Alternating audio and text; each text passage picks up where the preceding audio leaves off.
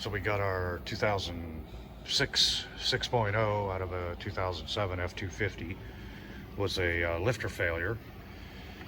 Got the short block put together. Had the heads gone through. I just got done priming the oil system, and it's ready to put in. Put the motor mounts on it, and it's ready. We replaced the front cover, oil pump. We got 20 over on the cylinders, new bearings, crankshaft was fine, and all new gaskets, you know, top to bottom. I don't know if I mentioned the oil cooler. We did put an oil cooler in it too, of course. But she's all ready to put in here in just a few minutes, and hopefully she'll be a good runner.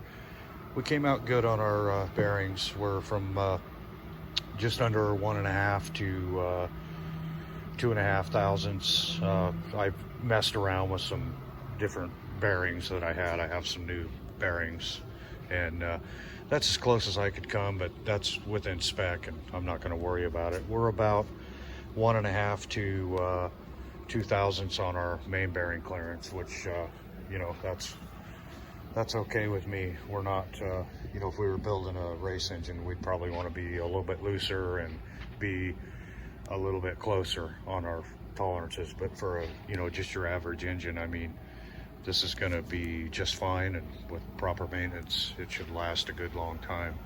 So, gapped all the rings, you know, all of that stuff. A guy should do that every time, because, you know, you want to know that. You want to make sure that you're not, especially on the piston rings. I'd rather be too loose than too tight, because if they butt, then, you know, you're going to destroy that cylinder. And I'm not sure if you could break one of these pistons, but you know, you're sure going to damage the hell out of the cylinder and probably break a ring anyway, and maybe completely destroy the engine. So they were all kind of in the middle of the spec.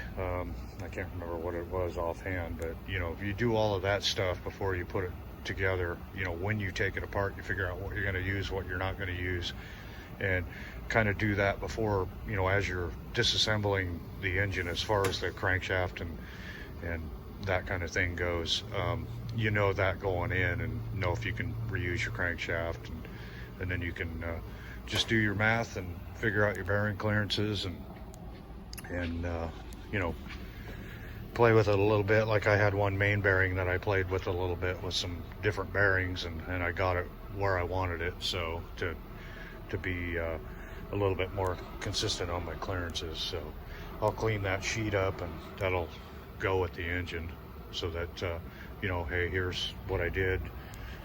You know, it's all, there's the numbers right there. So, and of course, you know, I have somebody here, Diane comes in, and when I assemble these, and she helps and makes sure that we don't, you know, we double check everything so that we don't have any issues when we put it in and send it down the road. But I have another engine over there. I should have the block back next week. We're going to do more in-depth video of, you know, putting that engine together, because it's getting a lot of aftermarket parts, and we're going to, you know, be claying the pistons and sizing the push rods, and, you know, checking the preload on the lifters, and you know, all that kind of fancy stuff. So that one will be that'll be more of a longer, more boring video, but this will be a good runner, and it'll last, you know, with good maintenance, it'll last a good long time.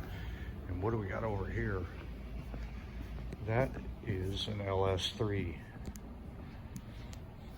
That's probably the best engine that GM ever made right there, as far as, you know, LS7, whatever.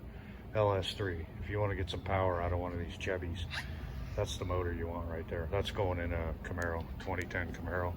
But anyway, we're ready to stick this in as soon as we get the motor mounts on, and we're gonna do that and get this thing running, get her down the road.